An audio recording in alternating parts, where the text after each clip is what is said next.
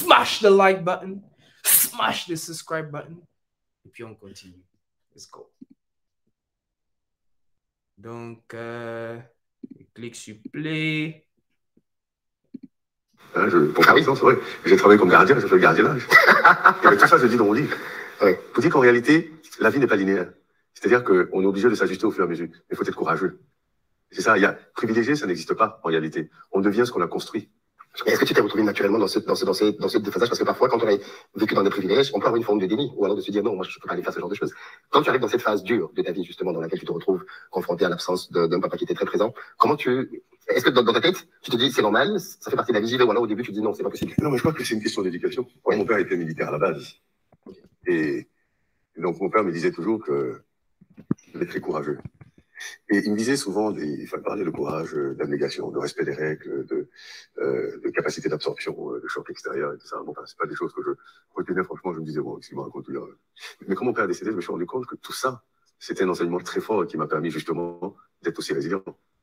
Et c'est ce que je disais tout à l'heure, c'est-à-dire qu'après, on construit, il faut réfléchir à ce qu'on fait. Constamment réfléchir, constamment se dire qu'on construit sa vie. Ce que vous devenez dans la vie, vous êtes le seul responsable. Personne ne peut être responsable. Vous victimiser, vous pouvez dire ce que vous voulez. À la fin de la journée, ce que vous devenez, c'est ce que vous avez décidé. Et moi, j'en ai pris conscience très tôt. C'est pourquoi je fais tout pour que les jeunes prennent conscience très tôt que ce qu'ils deviendront dans la vie, c'est ce qu'ils auront décidé. Et quand ils auront décidé, ils mettront en place une stratégie de construction de ce qu'ils ont envie de devenir. Donc, sa capacité d'absorber les choses est pour moi quelque chose de métaphysique et de naturel d'ailleurs. C'est-à-dire qu'on ne se rend pas compte de la puissance de l'être humain. L'être humain est extrêmement puissant. Il n'y a aucun problème dans ce monde que l'être humain ne peut pas résoudre. Et je crois que Dieu nous a dotés de cette intelligence-là et de cette force. Enfin, il faut juste regarder ce qui s'est créé. Une fusée, un avion. Enfin, c'est des êtres humains qui ont créé ça, qui ont fabriqué ça. Et nous sommes tous pareils. C'est juste qu'après, il y en a qui sont plus malins. Alors toi, est-ce que tu peux juste rapidement nous brosser ta carrière? Parce que c'est important qu'avant d'arriver à cette étape de ta vie, tu as eu une brillante carrière.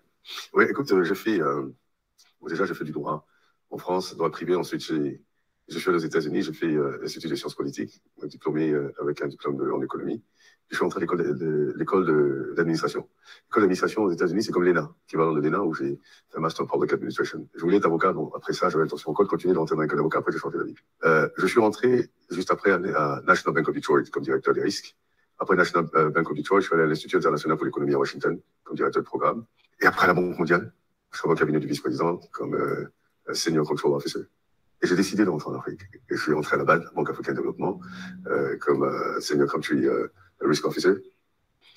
Et j'ai décidé que le développement à travers ces institutions ne m'intéressait pas. Et que c'était pas des institutions qui étaient vouées au développement de l'Afrique, mais étaient plutôt des institutions qui permettaient à l'Afrique d'avoir un coup de pouce. Mais malheureusement, les Africains ont commencé à déléguer la stratégie de développement à ces institutions-là. Moi, ça pose un problème. Et j'ai réalisé que l'Afrique se développerait à travers son secteur privé, à travers le secteur privé. Donc, je suis rentré à Shell Employé comme directeur régional du risque.